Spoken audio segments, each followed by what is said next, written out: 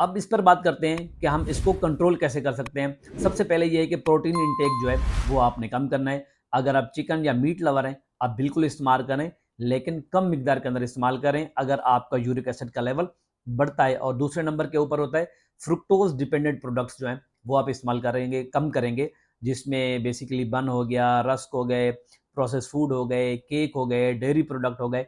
इन चीज़ों का अगर आप इस्तेमाल कम करेंगे तो आपका यूरिक एसिड का लेवल कम हो जाएगा। एक चीज समझने की जरूरत है, यूरिक एसिड आपको किडनी स्टोन भी करवा सकता है, क्योंकि आपने सुना होगा कि स्टोन जो होते हैं वो यूरिक एसिड की वजह से बनते हैं। और इसी तरीके से ये आपको डायबिटिक पेशेंट भी बना सकता है, क्योंकि ये इंसुलिन रेजिस्टेंस को बढ़ा देता है यूरिक एसिड। इसकी वजह से आपको शुगर भी हो सकती है। और तीसरे नंबर के ऊपर होता है ये आपको ब्लड प्रेशर भी करा सकता है, क्योंकि ये बेसिकली नाइट्रिक ऑक्साइड के लेवल को कम करा देता है, जो आपकी ब्लड ट्यूब्स को या जो ब्लड की रगें हैं उनको फुलाने में अहम किरदार अदा करता है। तो यूरिक